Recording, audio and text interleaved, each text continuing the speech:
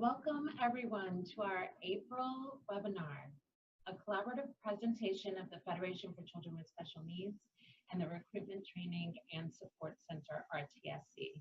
My name is Yvonne Rigo and I am the Project Associate for RTSC. And today's webinar is Culturally Responsive Advocacy, presented by Paula Duckins. Hi, Paula. Hi. Educational advocacy is a work that involves educating, empowering, and collaborating with all families of children with special needs, including those from culturally and ethnically diverse populations. The U.S. cultural values embedded in the 6 main tenets of the IDEA legislation may act to impede the cultural sensitivity needed to work with families, and recognizing and addressing those sociocultural differences as they occur in our advocacy work is the subject of this presentation. During this webinar, please type your questions in the toolbox, and we will try and answer them during the presentation. Past webinars are archived on the RTSC website, along with many resources on trauma and learning and educational issues that impact students and child welfare. Welcome, Paula. Thank you, Yvonne. And I want to thank Renee, who's behind the camera here, working all this high-tech stuff. And I want to thank you all for being here. This is such an important topic, so present to us every day, really, and part of our work. And I'm just thrilled to have you here. I want to reinforce the fact that please ask your questions while I'm talking during the webinar. We have a lot to cover, but I truly believe that everybody on this webinar has a lot of experience, a lot of knowledge about this problem, and I'd love to hear. I'd love to have you share. So please feel free. If something I say or something on the slides, sparks your experience, please feel free to share. Let's see here. I want to open up with introductions. When I like to know, when I give this presentation, I like to know all the different cultures that are in the room. In this case, it's me and Yvonne, right, who are in the room, and Renee's busy back there. So I'd like to ask the question, just so we understand what we're talking about here, because this is really a presentation on culture. So, Yvonne, can you tell us a little bit here about your culture? What is your culture, and what is the thing that you're most proud of about your culture? All right. Well, I am a Luso-American, which means that both my parents immigrated here from Portugal. And I was born in a city and a community that was predominantly Portuguese and made up of Portuguese immigrants. And the thing that I am most proud of, all right, so we're back, and I'm going to jump in with what I'm most proud of when it comes to my culture. And I would have to say that we are known for our loyalty and our hard work. And those are 2 things that were instilled in me at a very early age. And I thoroughly believe that that is a true trait of being a Portuguese immigrant or a descendant of. That's exciting. Thank you. Thank you. And as for me, I am a WASP, right? Totally white Anglo-Saxon Protestant. I grew up in a small town nearby that in the house where my mother was born and where her mother was, but not her mother, her father was born.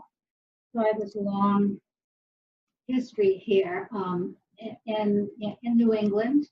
What I'm most proud of, I think, or what I was taught right from the beginning, was the value of education. And both of my parents were officers in the military in World War II. So that whole bit about patriotism and the value of country, all that was totally instilled in me. I don't know whether I'm that proud of it. I think what I'm most proud of is that my grandmother, who immigrated here from Canada, taught me how to knit and crochet. So, I'm very proud of the fact that I can make a lot of things. So that's, you can see we've got two different things going on, two different backgrounds going on here. And it's just a little teeny bit of the culture that's out there. And then just to give you a little hint of what's going to come in the future for this webinar, we have, I'm going to show you just a little bit about the U.S. demographics and how they're changing. We're going to talk about culture, and then we're going to get to the 6 core elements of the IDEA that I really want to stress so that you understand what's going on with the IDEA and how that affects how we work with people. And the last one is I want to talk about cultural humility and cultural comfort. So I think we can move on here. So this kind of gives you a little hint about my point of view here. Because when we talk about culture, I want to ask you, whose culture? Whose culture are we talking about? And just for, you can go on forever about a definition of culture. But for this little PowerPoint, my view is you've got the advocate here standing in one point, and that person's culture. You've got the family or the group, and that person's culture could be the team members there. And you've got the law right there. That one is meant to be the law. The IDEA, the government. You can talk about culture in all kinds of different ways. There is a whole belief, there's a whole theory around what we call ecological way of looking at life. Culture is everything in our life. There's this little kid. Certainly we see the family culture, but within the family culture, there's other types of culture. The educational system itself has a culture. The community that we're born in, we heard Yvonne talk about living in a community that was mostly made up of people who were similar, right? So there's a community culture, there's a social service culture, there's access to healthcare. What's that last one there? I can't see it with my values. Values that people hold. Oh, I think I've moved around here. Okay, so let's look at some definitions for culture here. What are you doing here? We're going to close that, are we? Sorry. Yeah, I'm sorry. No, that's fine. So it's the dynamic lens through which we view and evaluate everything in our world. Everything in our world is seen through our culture. Culture is constructed. And by constructed, I mean we make it up. We make it up depending on where we are and who we're with. So for someone living in a community that has fearful, their culture is one of fear. And they construct that and they transmit it to their children and their families. Just the way it is. It's a human being thing, right? It's the foundation of all our practices, beliefs, and behaviors. That's culture. That's our culture.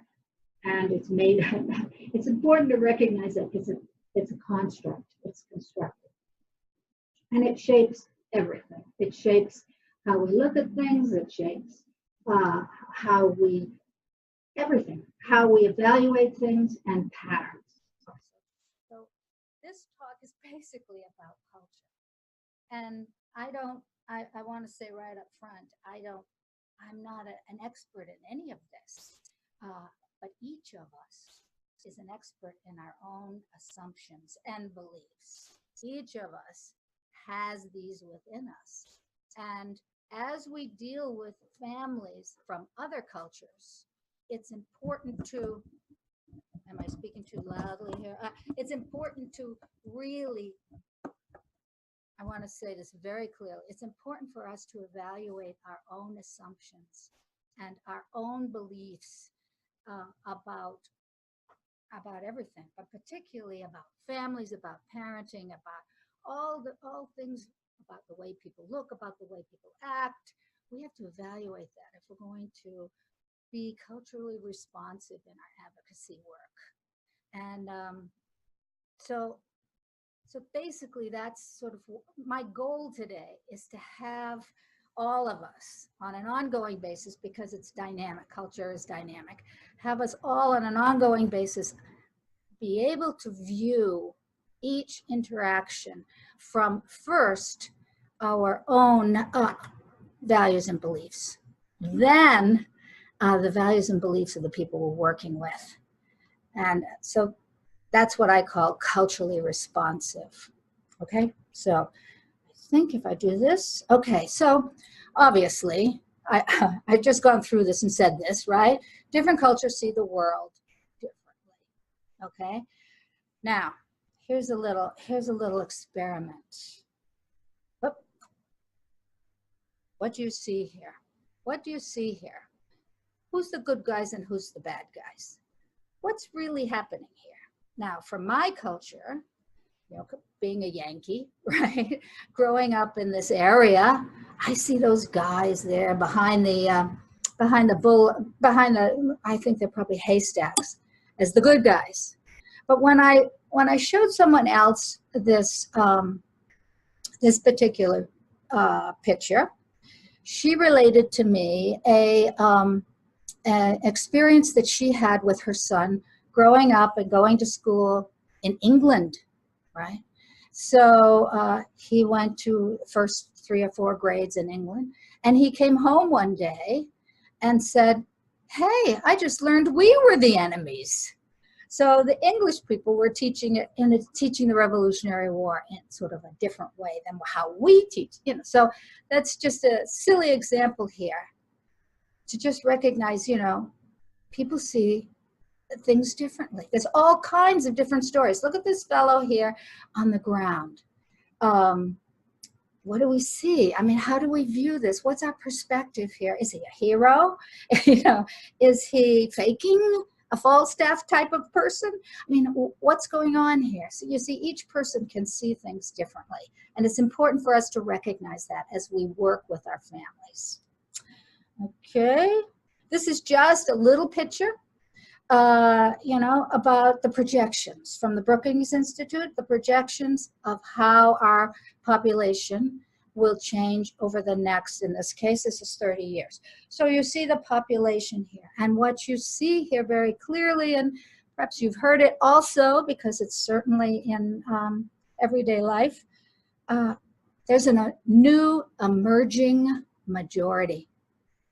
And the older majority, as seen by the blue, which is the whites in the United States, is now becoming an emerging minority.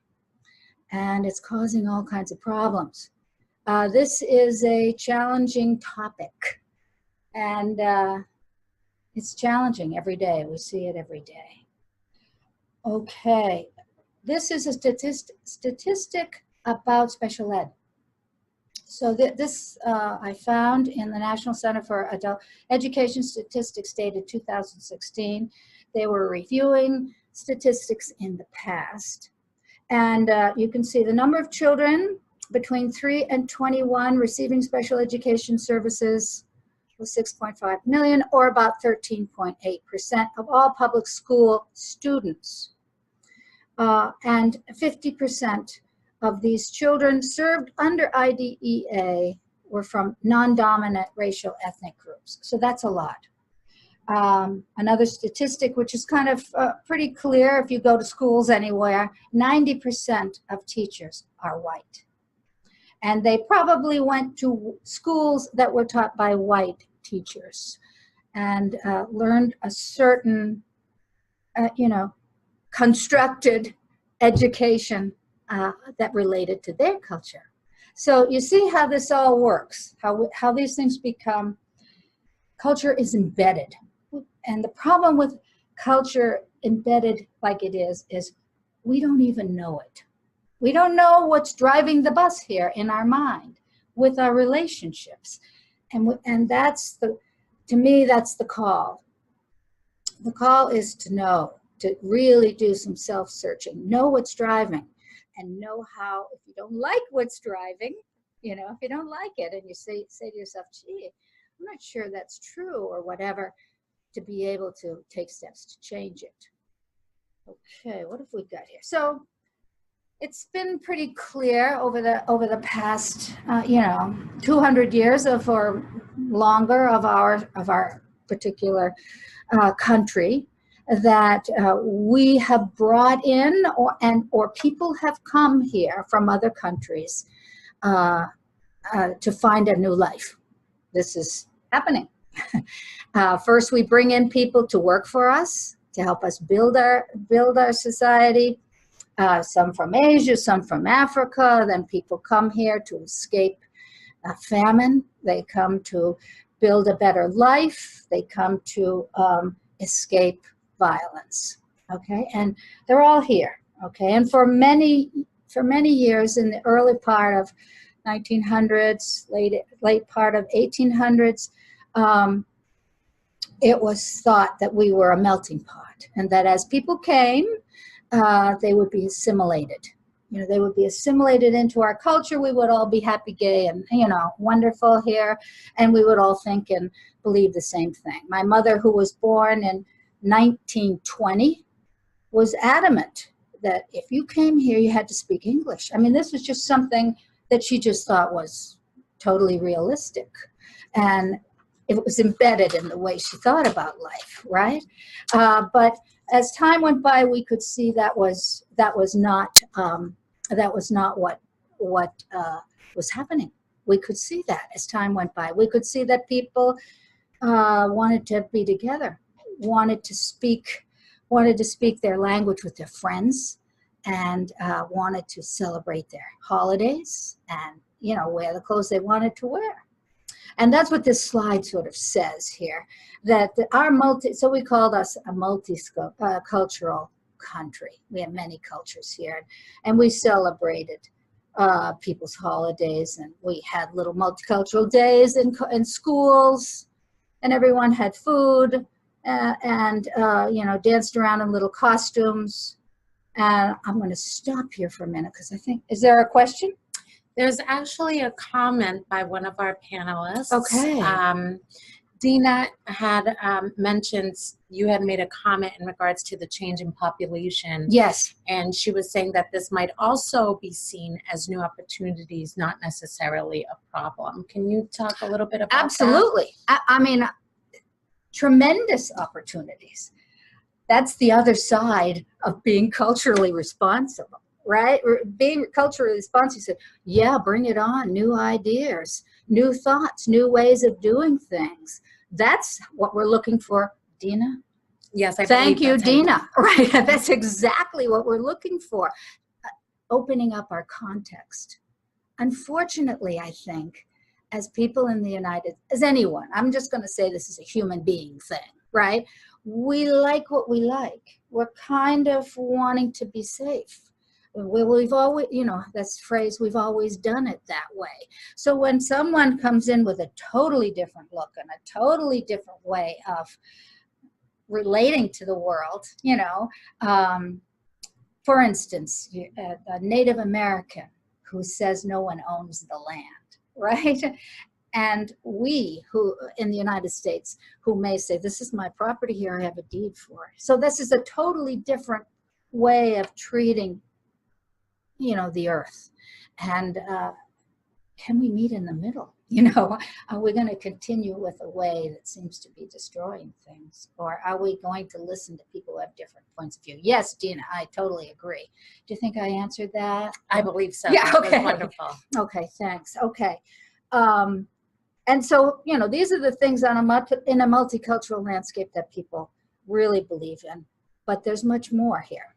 And this is the underneath the tip of the iceberg. And you see that while we totally accept art and music of different countries, we may have more problems with parenting customs. That's particularly our bailiwick, right? With the way people look at their health care, the way people practice their, spiritual practices. The ones below the tip of the iceberg, I think, are the ones that cause the problems for people. And I have to tell you, well, I'll tell you one story. Many years ago, I first became sort of really aware of this difference when I was director of a daycare center, and we had children, 60 children, between 3 and 5. We had a little kindergarten, and it was 2 children came from a Spanish-speaking family, and it was very clear that the younger boy was having some difficulties with language. And I sort of chalked it up at first because this was his second language. But after a while, the teacher said to me, he needs to be evaluated. So we went to the Cambridge Guidance Center, and they came out and they looked at the boy, observed him. And then they decided that he should be at a special ed nursery school. And that would help his language. So I looked around for different nursery schools, special ed nursery schools. There weren't a lot at that time. This was many, many years ago. And but I did find something. I told the mother, he's having trouble with his language, speech and language, and he probably needs more services, a special ed nursery school. And she said, I only want him to go to a Spanish one, Spanish-speaking one. Those days, there was one in Boston. We were in Cambridge, one, and had a waiting list forever. And I said, I don't think that's going to be possible, And she said, then I will take him home. She said, because if he can't speak 2 languages, I want him to be able to speak to his grandmother. And I thought, whoa, right now, I had no idea what kind of training his grandmother had in trying to bring him along, with his language and stuff. But she just took him out because that was what was important to her. That was her attitude about her family, about her community. She probably needed her mother there to take care of her children. So that was one thing I thought to myself, this is different than what I'm used to, right? This is different. So that's just one example of how there are some challenges that we face. There are some challenges that we face in being a multicultural and working in the field where we need to work with parents. So what have I got here? I don't know if anyone's read this book. You probably have. Nothing About Us Without Us. This is a great book written by one of the big, if not the, foundation of disability rights, James Charlton. And he's talking here about how difficult it is for people who look different, who have different abilities, to get what they need in our society. The point is that ideas and beliefs are informed by and in cultures that are partial expressions of a world in which the dualities of, and this is hard, domination and subordination, superiority and inferiority, normality and abnormality are relentlessly reinforced and legitimized. This is a hard, it's a challenging situation that we're in, but it's relentless. It's relentless, and we need to be aware of it for ourselves. We need to be aware of this type of of these values and biases. As the statistic says, if you make it to 70, you will spend 8 years of your life disabled. Now that's like, it can be 2 years here, 3 years there, 4 years there, but we're all on a path, even though we think of ourselves as very able-bodied, right? We're all on a path where we're going to need accommodations, where we're going to need help. And, he's speaking somewhat to this, and he's also speaking to the fact that this is part of just who we are. This is part of who we are. I like this book. I like this quote. Before we get too far into this, I want to be very clear, right? Everybody's different. everybody can change, everybody can grow. So a culturally responsive practice is often based, it shouldn't be based, but it's often based on stereotypic knowledge that may neither account for individual variations within cultural groups nor not offer rationalization for certain beliefs. So, you know, just because someone is from an Italian culture does not mean that they're always going to eat spaghetti and meatballs, right? I mean, or that they're always going to feel a certain way about something because that's the Italian way. No, people are different. They can grow. They can move beyond their culture. But at some point of the game, we need to talk about these things in generalities, and so that's sort of this worldview. You know, looking at things through the worldview. And there's good news and there's bad news when you look at things broadly like this. And so, you know, the research is talking about the fact that it's pretty clear too that in the United States we are individualistic, right? We believe that every individual is, you know, sacrosanct, right? That they have certain rights, that they have a right to be independent. I mean, this is pretty clear, right? That cognitive skills are, you know, independent from social skills. This is particularly, I noticed this particularly myself because my granddaughter has dyslexia. And in a world like the United States, where reading is so important, to not be able to keep up with the milestones of reading is a real problem in terms of self-esteem, you know. So, and I notice this sometimes with my my special ed person, right? Rather than, you know, with my granddaughter, rather than do the reading assignment, she'd ask to go to the bathroom, right? And with this other person I know, you know, rather than doing the reading, he acts up. He throws erasers, right? I mean, right? It's not good. So that's what this is all about. We believe in self-expression.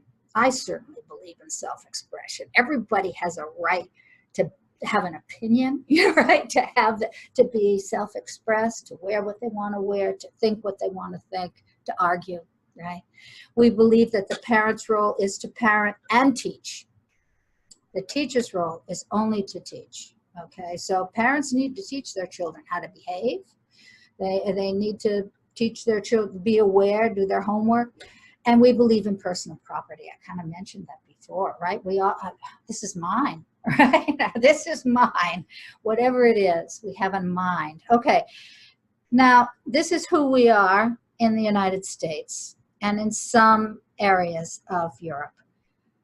Then there's this whole other area of group of people in the world who hold what is called, what research has termed the collectivistic or collectivism point of view. And these people hold the collective, the community as the most important. The child is just a member of the group and everyone needs to take care of the child, right? Everyone's responsibility here. They believe in helpfulness, not competitiveness, not being competitive with the other person. We want to get along. They believe in social and cognitive skills together. So reading is, you know, whatever, right? They believe in listening to authority. They have this whole line of authority. Rather than, I just love to argue with authority, but, right, that's my code. That's how I have to look at that for myself. They believe in listening to authority. They believe that the parent's role is to parent. And the teachers, you know, to make sure the kid is taken care of, put to bed every night, fed. The teacher's role is to teach and to foster moral development. And they believe in shared property, not personal property. They believe in, like, their whole community land. So you can see the difference here, I hope. And we are strictly in the individualistic camp. Take care of yourself. Pull yourself up by your own bootstraps. That kind of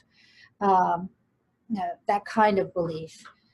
The people who are now coming into the United States are people from a collectivistic community.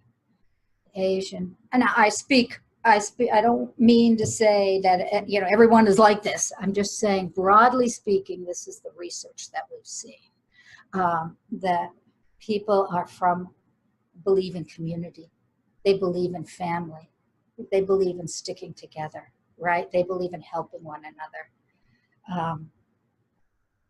Any questions on that one, Yvonne? Not Yeah. yet. I'm sure we'll have some folks I'm ready. chiming I'm in. ready to take it. Okay. All right. So you can see how this can be a little conflicting here. You can see but okay, we'll move on. So let's now talk about the 6 core elements of IDEA. These were a surprise when I started researching these. I thought, oh, wow, there they all are. They're right there, right? There's 6 core elements. And one is for sure the right of every child. We know this, Faith. Every child, every individual child. No more pushing people away into institutions. Every person, regardless, has a right to a free, appropriate public education. Okay? They have a right to non-discriminatory assessment. If your language isn't English, then you can be assessed in another language, including all kinds of different accommodations for evaluation. We believe that it's an individualized program, education program, specific to your needs. These are the core elements here. We believe that people have a right to be in the least restrictive environment so that they can learn, right? To the maximum extent that we can. And sometimes, you know, just for me, this one here, sometimes it's not the best, but it's the first one we have to follow, the least restrictive. I had a little girl, 3 years old, just entering public school, autism, nonverbal. The mother wanted her in a special autism classroom, and the school district said, no, we're starting with the least restrictive environment. You know, I said, okay, keep tabs on this, make notes, we'll be back in 2 months. The child eventually went to what she needed, because of course we have individual needs, but they started with the least restrictive environment. We believe that we have the right to challenge pieces of something we don't like. You know, we're a litigious society. You know, this is pretty well known. And we totally believe that having parents involved in the education process will make the education better. And this parent participation has been a core element of IDEA from the very beginning. And each time in the past anyway, 2004 I think is the last time it was reauthorized, this parent participation piece has been strengthened. So that's how important this is. And I think in Massachusetts we are a signer state, which means you don't get approval for the IEP until the parent signs it. Not all states are like that, but here, you know, the parent is a huge authority in the IEP meeting. So, you know, so this is the 6 core elements. Let me just give you an example of a core piece that we have in the United States. That's absolutely, you know, true. And I know that you'll know these. You know these words. I'm just bringing them up piece by piece. We hold these truths to be self-evident, that all men are created equal, endowed by their Creator with certain unalienable rights. Right among these are life, liberty, and the pursuit of happiness. So let's look at the core values that are in the IDEA and that are also in the beginning of our country here, right here in the beginning of our country. We consider the following to be truths. And obviously the 6 core elements of the IDEA we consider to be true. No question, true, right? All men, now, you know, right away you can hear the embedded values coming at you from 1776. Can't you just hear them from the, you know, Anglo-Saxon people who started this, right? All men are created equal. No questions asked. We're all in this together. All men are in this together. Took a long time for us to be in. Anyway, they're endowed by their creator. Somewhere, someplace is a creator who is endowing this. So they're endowing us with these unalienable, don't take them away, they can't be taken away, rights. Okay? And among these, not the only ones we have, I wish I knew where the other ones were, but I mean, not the only ones we have, but among these, life, liberty, and the pursuit of happiness. So I don't know what happiness means, but these are unalienable rights, I get them, right? I don't get them in 1776. I think it was 1930. I think, but anyway, when they did that amendment. So these are embedded. How many people, I can't see your hands. How many people would agree with these statements? I'm putting my hand up. I agree with these statements. These are part of my culture, right? These are part of what makes me tick. I believe that all people are equal, right? I believe that I have a right to life and liberty. I don't know about happiness. I guess I could be happy, yeah, right? I believe this. It owns me to a certain extent. And that's what these embedded values do. They own us. We don't even know this, right? So, okay. So you can see right here in the IDEA, the same as in that little piece from the Declaration of Independence. We embedded in this are the values of individualism, choice, right, and equity. The choice is, which I think is so interesting, because originally they had public education. Public education, when it came in at the very beginning of the 1900s, was meant to educate the democracy, educate the voter, okay? So that when people voted, they could vote in a participatory democracy. So, so that's part of the choice. The choice we have is to be voters, to be citizens. That's why they had public education. And we also have a choice because there's so many services. So if you don't like this particular school, you can go out and have, this competition. This is capitalism. You can find other schools, allegedly, right? This is what this is. And equity means that the parent speaks for the child and parent participation. And if you don't like it, you got your civil rights for due process. You can do it. So these are values from our culture that are embedded in the IDEA, and that when we walk into a room, an IEP meeting, we're representing these, right? We're representing the laws, okay? And it's interesting because not everyone believes them from other cultures. Not everyone believes what's in the law. And as I said down at the bottom, conflict arises when families do not subscribe to the U.S. cultural values, but are required to use them to receive the services. So what you'll find, and I'm sure, please, someone out there, have you noticed this in the people that you have been an advocate for? Have you noticed some of these things? I do mostly pro bono work. And I would say that, of the 4 out of 5 of the families that I represent, English is their second language. And so I have dealt with this. I have seen this. I have a little girl, 3 years old, from the Middle East, diagnosed with autism, doesn't speak a lot, but a little verbal, interacts, right? I went to the IEP meeting with her mother, and her mother told me, I don't really think she has autism. She doesn't talk much, but that's okay. And she had a different definition of what the disability was. She didn't understand what all the falderall of the medical profession.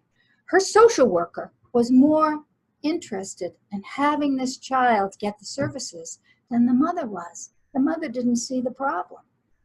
So this was an example here of the different definitions. The alternate concepts of self and community. I noticed this at one point when I was working with someone from a Spanish-speaking community, and she had 3 children, one 12, one 10, and one 6. And she told me that her daughter had gotten a scholarship to go, not a scholarship, but a placement, a test as a result of a test to a high-level advanced placement school for junior high. And I said to her, "Oh, that's wonderful.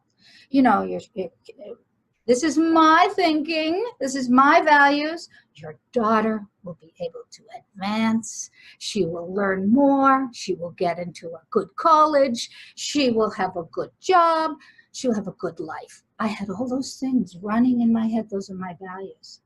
I said, my mother wanted very much to have education as a high value. And the woman looked at me, and, you know, and she said to me, "Oh, she can't go." I said, "Oh," she can't go there because I need her to pick up my younger child after school. She needed her for childcare. And it gave me pause. It gave me pause. And I said to myself, "Paula, are you prepared to go pick up her younger child every day?" And of course I wasn't, right?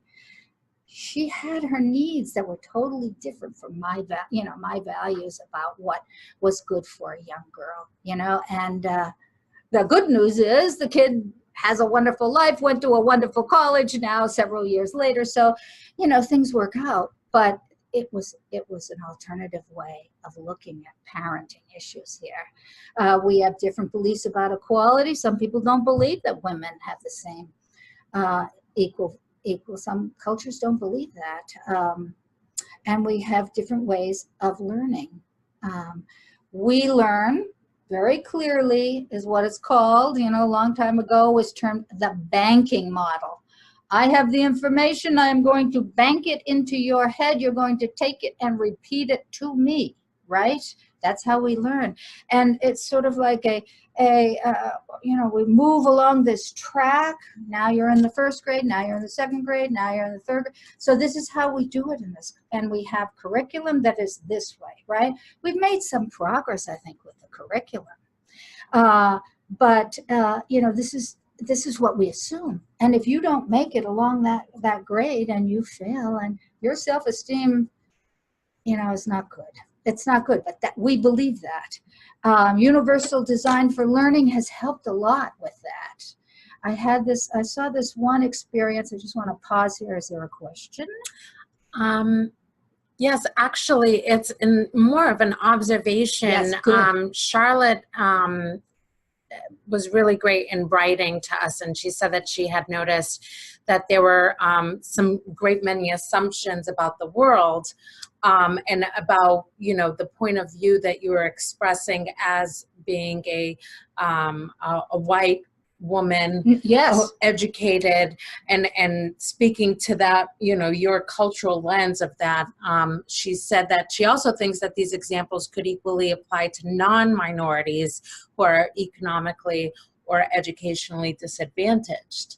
So I don't know if you want to think about that, or if you want to talk a little bit about how we can share similarities in culture based on socioeconomic. We'll get to that. We'll get to that. Thank you, Charlotte. I think you're right. I think you're absolutely right. And that's the point for me, I don't know, for me, that is the point of self-examination, that I have to constantly see whose glasses am I looking through here? Whose lenses am I looking through to see the world? And can I see the world through your lenses? Can I see, you know, I had to understand my friend who said, my daughter's not going there, right? And trust her, right? I had to trust her values. I had to trust her needs. I had to trust what was her decisions, what she was going on. And yeah, I hope you can contact me later if I haven't gotten to it later, but I think I'm going to get to that. But you can tell me. I just wanted to mention about the experiential learning. I had one situation that I researched. A research group in California noticed they had this wonderful program for how to teach parents how to help their children at home and with autism. And it was totally funded through the medical system in California. And they wondered why no one was applying. Why no one was applying to this. It was related to people in poverty that they would get funding for this. And what they realized was that the people that they wanted to that were eligible for this were newly immigrated people who didn't speak English. They said, oh, no problem, we'll change all of our material into Spanish. So they changed all of their material into Spanish, and they waited, and no one applied. And that, they thought to myself, why not, right? And then they looked at their Spanish, and they realized that they needed to, that some of the people who came over had not been to school and didn't understand their Spanish. So they made little pictures of the important pieces that needed to be taught to their children, and they put them on magnets and they put them on refrigerators, right? And they had them like little cards. What do I do when my daughter does X, or how do I teach my daughter to do Y? And it was on this little card in pictures. So this is what we're talking about with different ways of learning. I hope that makes sense. Okay, let me just see. I'm not supposed to use that piece. So part of some of these cultural differences, people don't know the American system. So they've had bad, maybe educational experiences where they've been made to feel bad. Maybe they weren't allowed to go to school. They don't like the power differential that's in schools and parents. I've had teachers say to me, I did this research where I asked teachers, what do you think is going on at the IEP meeting, and how would you improve it? So I asked parents and I asked teachers. And the teachers all said to me, tell the parents to trust us. We know what we're doing. And I thought to myself, wait a minute, so do the parents know what they're doing? So there is a power differential. Yeah, there's a hierarchical system, in the school districts. And it can get to be kind of confrontational in IEP meetings. I've been lucky. I haven't seen that so much, but it can be. It can be.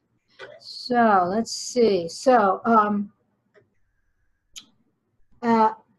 cultural humility is one of these practices that can really undergird how we relate to one another.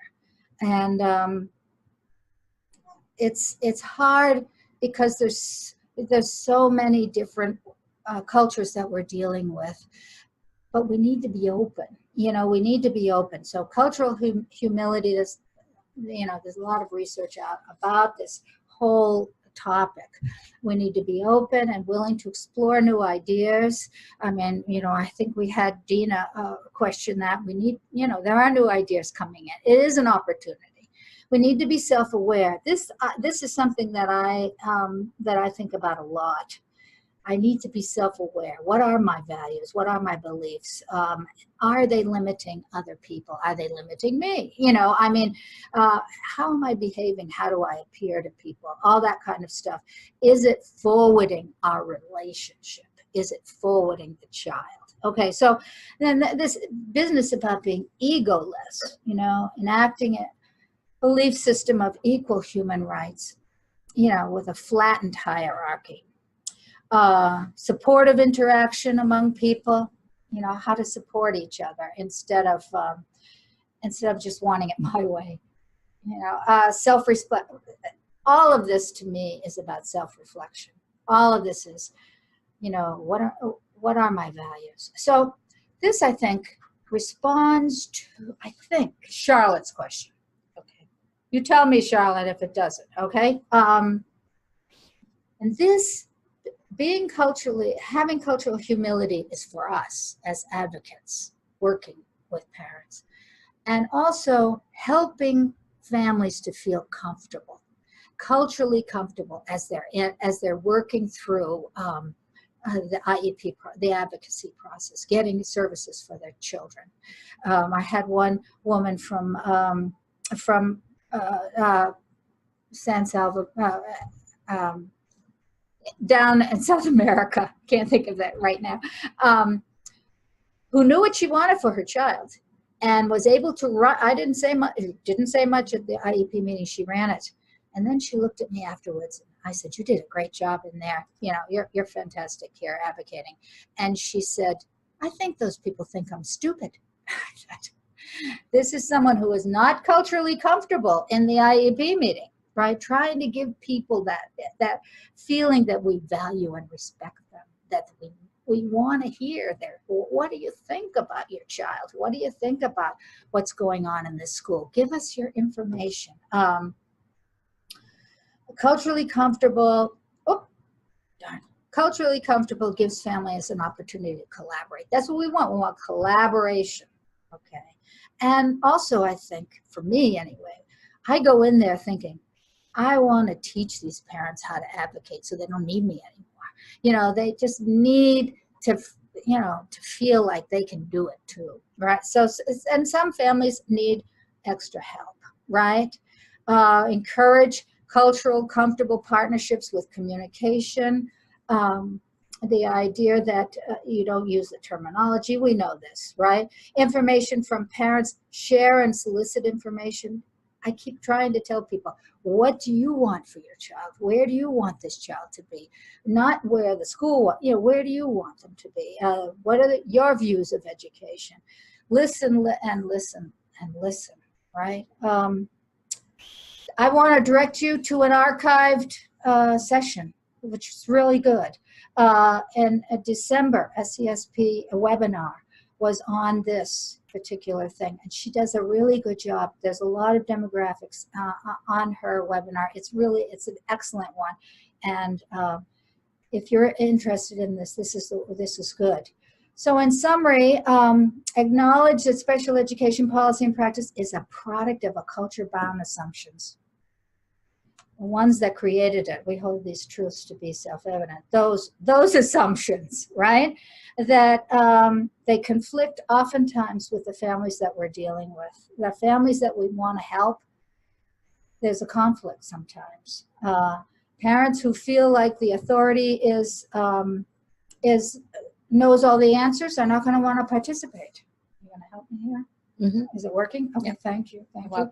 And again, this is where I come down. Self-reflection regarding one's own cultural values and bias is critical, right? To be able to work with parents.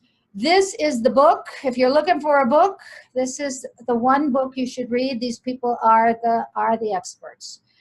They've been writing this stuff since 1996, and this one is particularly good.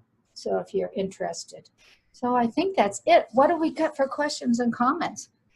I think folks are going to start typing in. I actually have a question for you. On, yes. As an SCSP, how important would you say it would be for someone who's representing a child as a surrogate parent, you know, to hone in on their cultural? Oh. And because you're not working with parents, you're working with particularly kiddos who you know may not have extended roots or extended family. We don't really often get that information.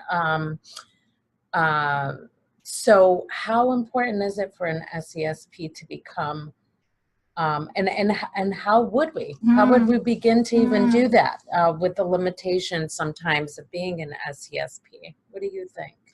Well, I mean, I think listen, right? Watch. I mean, we have to,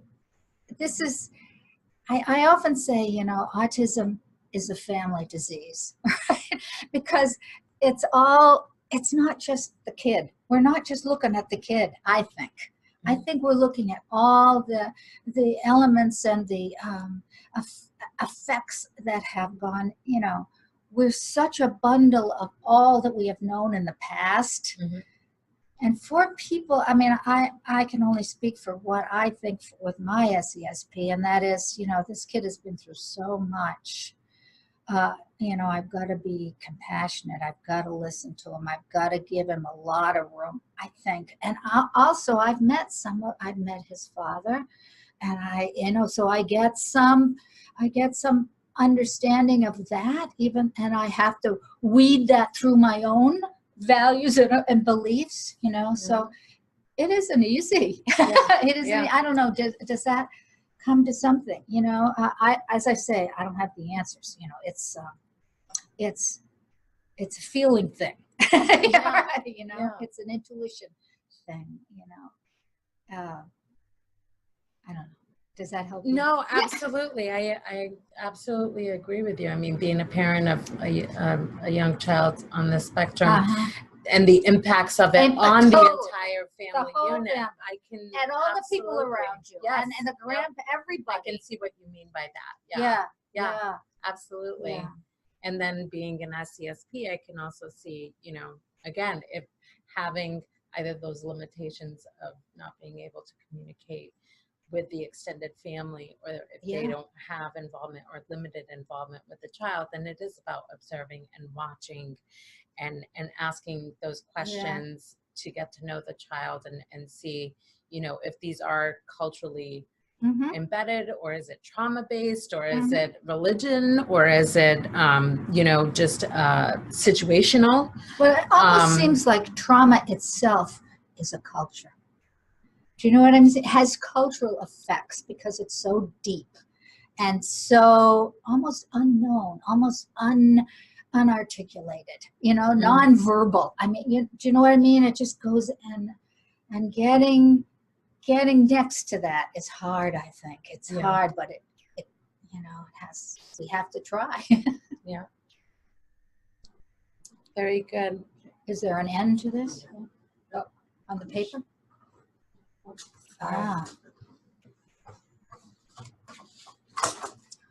We're fooling around a little bit here, people. Yeah. Oh, I see. Okay. Yeah. Well, thank you, Paula, and thank you, everyone. Thank you, everyone. That was extremely informative.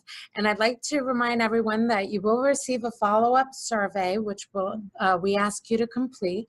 We value the information so that we can provide everyone with the most effective information to support the wonderful work that you do in supporting children. As a quick reminder, the Federation's Gala will be held on Friday, May 17th, and we hope that you consider joining us. Please visit the Federation website to register for more information. And May is the month for mental health awareness. Our next webinar will focus on IEP supports for students with mental health challenges. So thank you again, everyone, for joining us. Thank you so much. Thank you, everyone. Thank you. Have a great day.